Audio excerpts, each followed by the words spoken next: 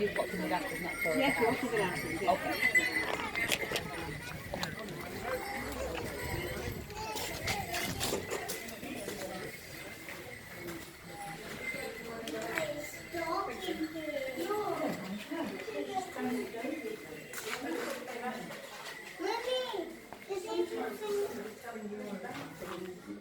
Is that fire? Real fire? I wish. So it's not fire. It's not a real one. How about to slice off that pig? How about roast pork? That pig looks Just that started pig raining. ain't real. They got their dancing in. Yeah. Have you been in the house before? No. Would you like a tour? Yeah. Yes, please. Right, we'll stand outside. We'll go. We won't stand outside, but We'll stand at the doorway. we'll stand at the doorway. If we were outside, what we'll do is show you the, so you can hear me, we'll show you the outside of the house. As you're looking at it this way, you see a door in the left-hand side. That is the entrance into the house, okay? So they'd have the door there, platform and stairs coming down. This here would have been the schoolroom, but it wasn't used by the owners of the house, it was only used by the servants. That room there would be used, there were 2 animals in it and everything. The there's always been a house on this site since Doomsday's book. They've got it documented. The first people, the first house what was here was a timber built house. The first owners of the house bought it in 1290. And they were called the De Hurley family. Robert De Hurley and his wife Isabella. He was a lawyer. So he actually collected all the taxes and worked for lords in the surrounding area. Once they'd actually got enough money, he then started to build this house as you see it today. So it was a timber framed one, bit by bit, they actually took it down and built it exactly as you see it today. So this house dates back to 1290. They actually call it 1620 house because basically they've got more information on the families who lived here from 1620 rather than 1290. So basically the land originally was owned by priories, which it was all around. When the dissolution of the monasteries and the monasteries happened under Queen Elizabeth, they actually then sold the land off, which is why the landowners could then buy the land. As you come in to the house, okay, the first, I can't sort of show you the outside bit, but the first people who they know lived here was a family called the Digbys, okay? And have you heard of Everard Digby? This is good for your teacher, because what month is coming up? What's fireworks? November, right. Well, one of the gentlemen who lived here was called Mr. Digby, and Mr. Digby had a cousin, and that cousin actually worked with Guy Fawkes, and he was called Everard Digby, and he worked with Guy Fawkes towards the gunpowder plot, but he was caught along with Guy Fawkes, and he was actually imprisoned in the Tower of London, and he was executed. So he was killed because he tried to blow up the Houses of Parliament. So you remember that for November the 5th. So your teacher, you can put your hand up and say. So he was known. Okay. There's not a lot of history known about the house of the families who lived here, apart from a couple. Because what happened was it was tenanted. And unlike the National Trust where it's got lords and ladies and everything, the families actually kept a history. Here, you might be a tenant for 2 years, you might be a tenant for 4 years. They didn't keep a history, all right? Yeah. So what we're going to tell you, we've got it, the historians have actually researched a lot of what we'd like to tell you, we can't because it's not been researched. Okay? So as you come in this door here, because we didn't have a lot of water in those days to bathe and everything, there was always a bit of an odour. So what they used to do was actually put straw on the floor. The wooden floor wouldn't have been here. Okay, it would have been soil. Yeah. So they actually put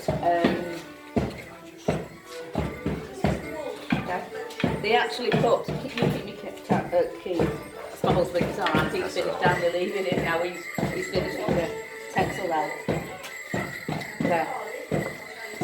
So what they used to do, they used to put straw, hay, whatever. And then by the door, here or there, they'd put fresh herbs, okay? They put fresh herbs.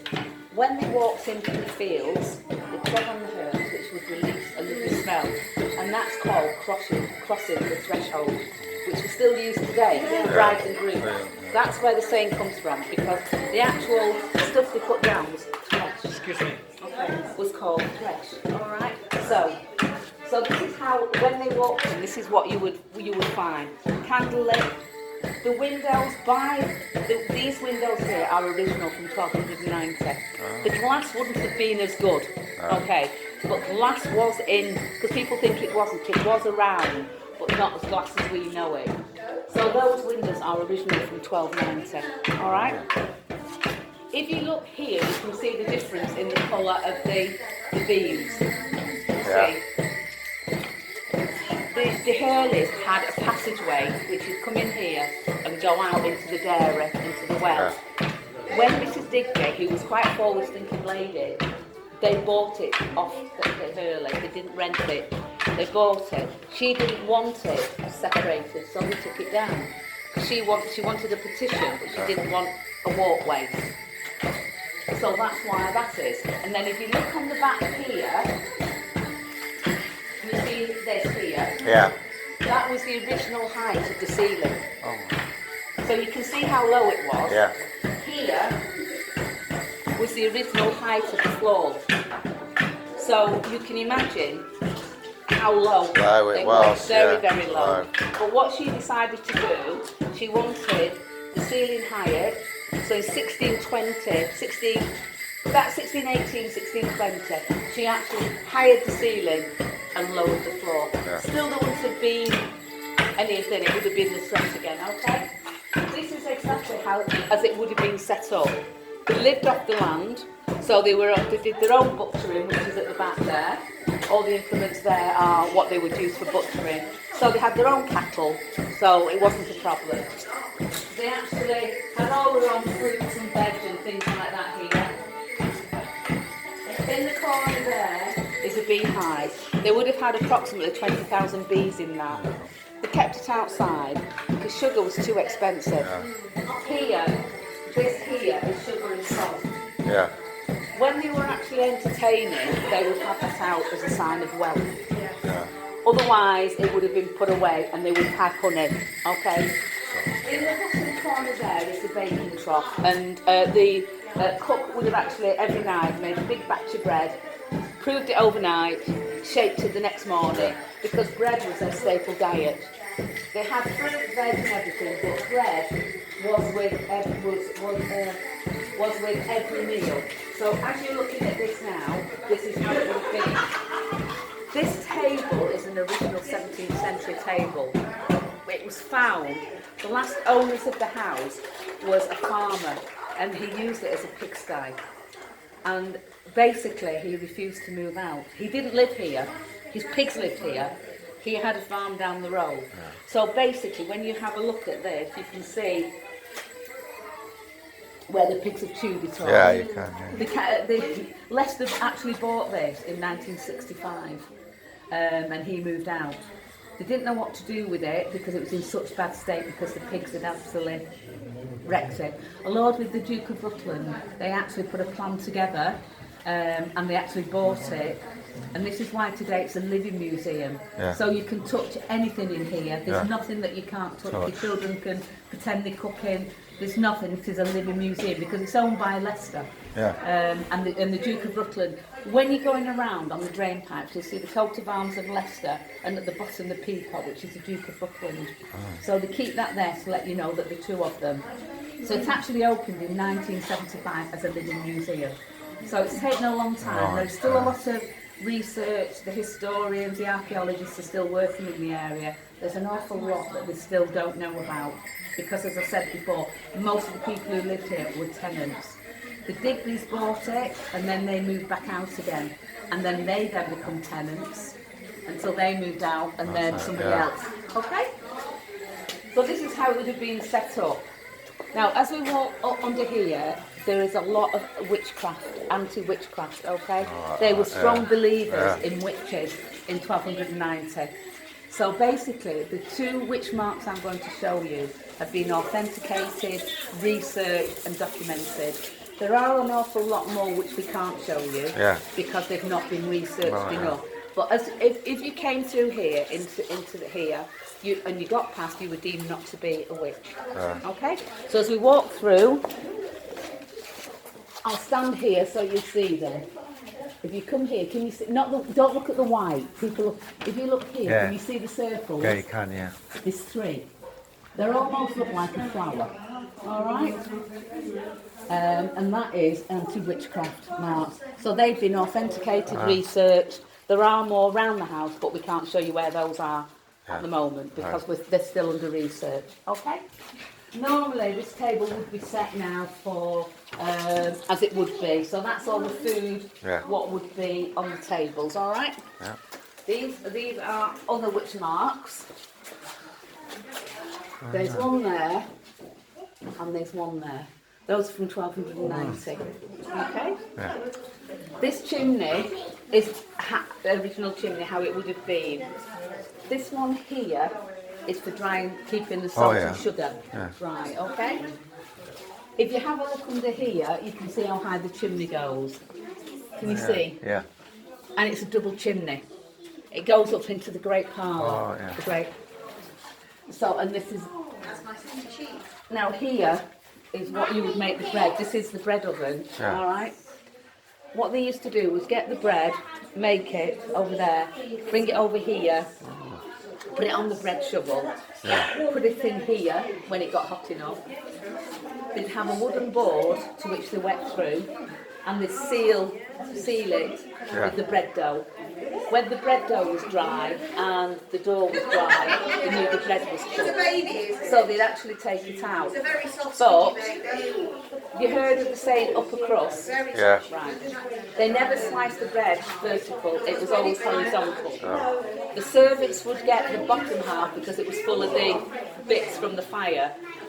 The actual top would be the upper crust, which the Lord and Lady would have.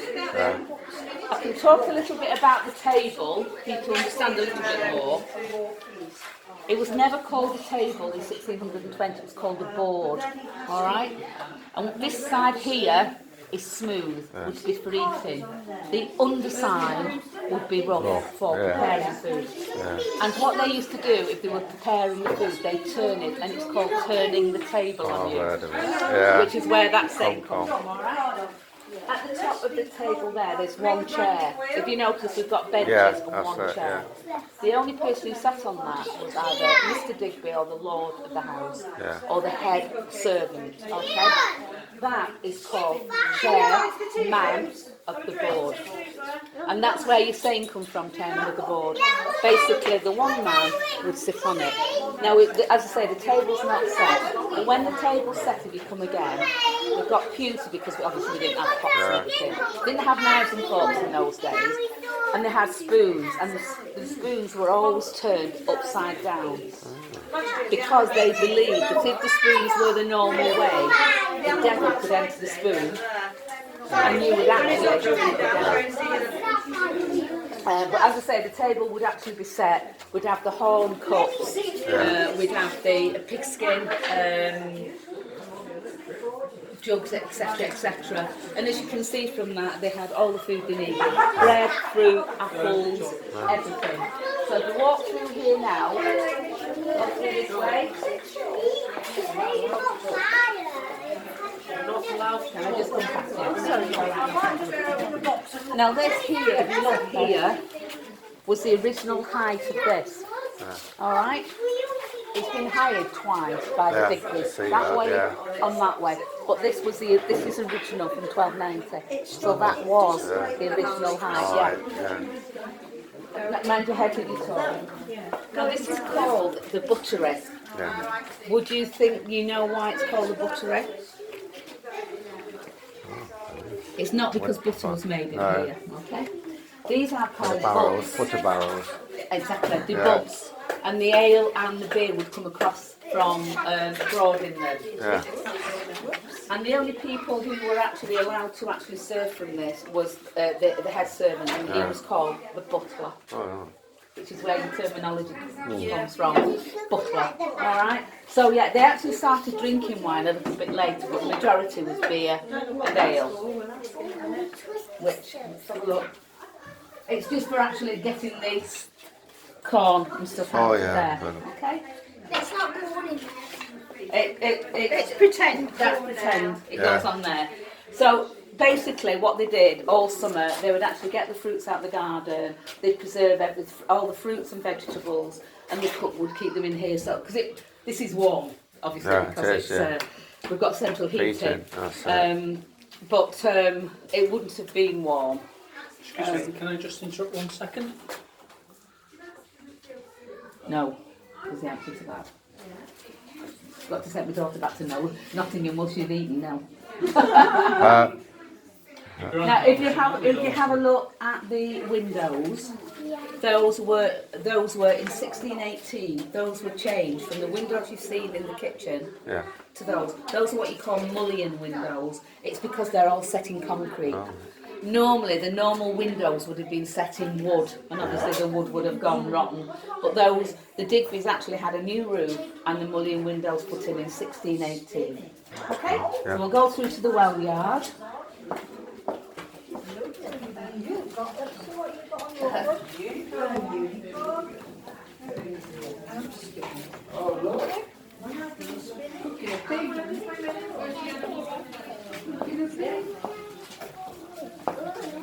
Just be careful you don't slip. That's alright, it's a bit wet. It's a bit wet, yeah. Coming now. Okay, so we'll go through to the well yard now. We won't stand outside and talk. The well yard wasn't used. It was not drinking water. It was where the servants would do the washing. They would get the water for cooking, because obviously when you boiled it, it was fine. But that was basically a social meeting point for them. Okay, so we'll go across here. Okay, internet machine now. Yeah. Radio. I need that. Okay.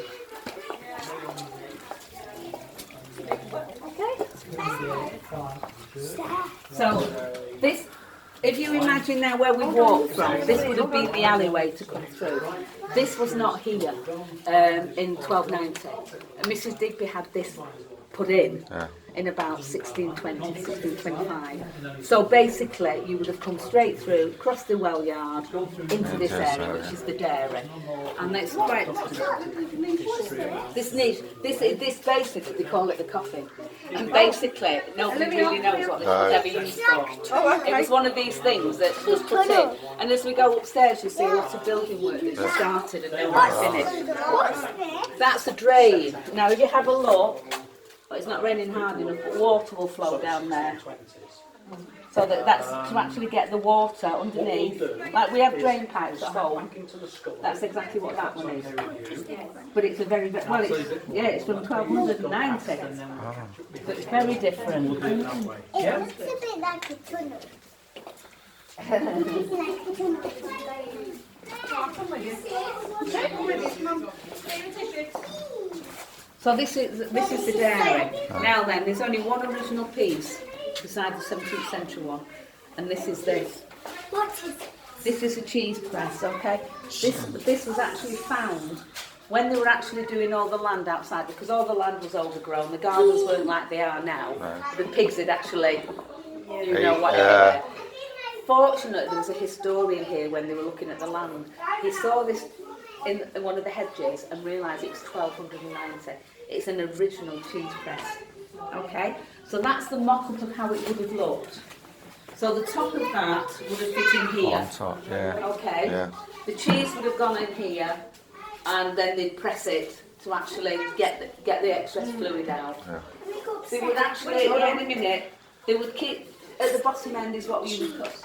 Yeah, it is cheese, but that's like the old-fashioned fridge, because they didn't have fridges. Fridges, no. They didn't have fridges in 1620, so they had to keep the food cool. But they had no heating, so everywhere was very, very cold. So they actually wore very, very thick clothes, which is what the ladies are doing now. So they used to make their own clothes, the ladies, out of sheepskin and wool off the farm. Yeah. So what they did, they had to keep everything as cool as they could. All right? Because it was cold, so it made it better. Well, it kept it longer. Like we yeah. have fridges now to keep our food. They didn't have the fridges. In this pot here, this is called Bellarmine jug. All right. This came across from Germany. This would actually have ale in it, or wine. They used to actually take the top off, drink it, and then throw it away. But then suddenly, I don't know, we're not sure of the origin of it, they decided that it could be, they needed something to ward the witches off in every room. So this was called an anti-witch jug. They put feathers in, and they put rusty nails in.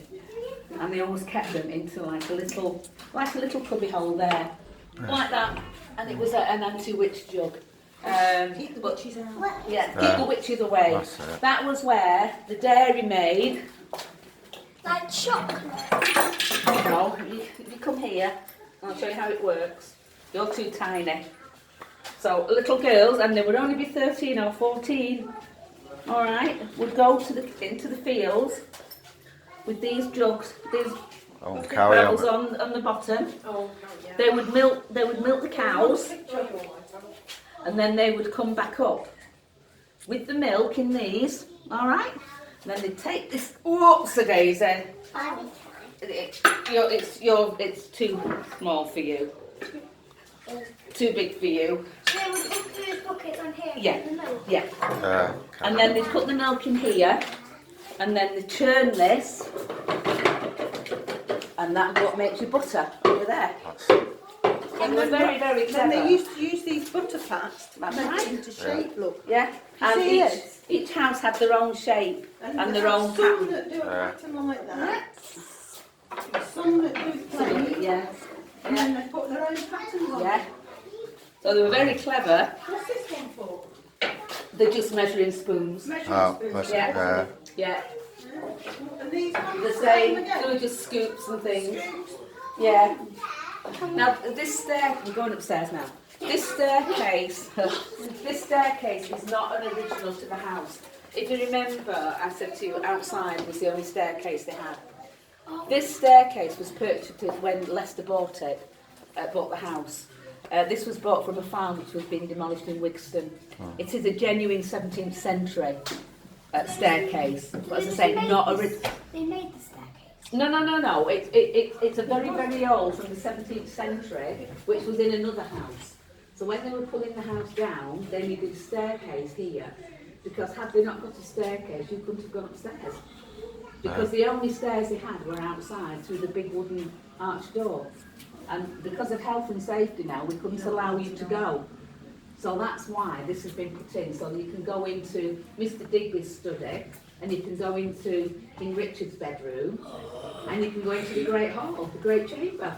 Alright? Yeah. So when you go up, be very, very careful. You've only got little feet. Yeah. Sometimes you are better going look sideways up, because they are quite narrow stairs. We're both going. Alright, well, we're going to come to that afterwards. Come on, this way, ladies. This is Mr. Digby's study. Now then, under Queen Elizabeth, you were Protestants, or you were beheaded, basically. The Digbys were Catholic, so they were staunch Catholics. They were allowed to become Catholic because by this time James I was on the throne, and he knew that they were Catholics, but they had to pay a tax to the Protestant church. Did James I beheaded Lady Jane Grey? No, it was Henry in the Tower of London. This here, at that window and that window, they're called trefoil windows.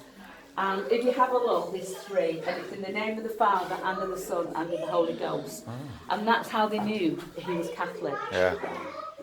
The priest used to come on a Sunday. Had he been found, he would have been executed, along with the servants. So Monday to Saturday, this was Mr. Digby's office, where he collected the taxes of the people, landowners, etc. Those are the quills that they used to write with. And then on a Sunday would then become a chapel. In the cupboard at the end would be the rosary beads and the chalice. And this would be like a little mini altar. Yeah. All right? Yeah. The hole in the wall there is a safe. Yeah. There is another safe here, Oh, yeah. which would have been... They would have seen that safe and left that one open. Yeah. This one they would have hidden, thinking nobody would ever found it. And this is where they used to keep Oh, yeah. The the one that loot type of leads. thing. Yeah. What's behind this car? This, the safe. This actually, yeah. This is actually 17th century, and it came from Germany. It is a trunk. Yeah. It's actually shored up now because we couldn't find the key. We've now found the key, but even so, we kept locking it, unlocking it, and then it jammed. So we had to get somebody in. So we keep it locked up. But the mechanism, it's a false lock here. Yeah. The lock's this one actually, and it actually all works. It's absolutely Oh, it's fantastic. good, isn't it? Yeah. Is it an oldie thing? 17th century. This. It is old, isn't it? It's amazing, isn't it? The Yeah, craftsmanship it in is, that. I know. When you think everything was hand carved. Yeah. Picture you with that, Grace. That's the Lord's Prayer. Sorry, get out of your way. That's amazing. It's amazing, isn't it? Yeah. I've got old versions in there. Yeah. Along with her. Still didn't get it, Grace. I was thinking Now under the, actually underneath the desk, you'll see a Yeah, little square see that, box. yeah. That was to heat his feet. There's a pot on the other side, and he put the ashes in it, and then he'd sit there with his feet. Because don't forget, we had no heating. No. And there was it would have been wooden floors. We think that there would have been some form of matting down, Yeah. but with no documented evidence On to that, prove no. or disprove it.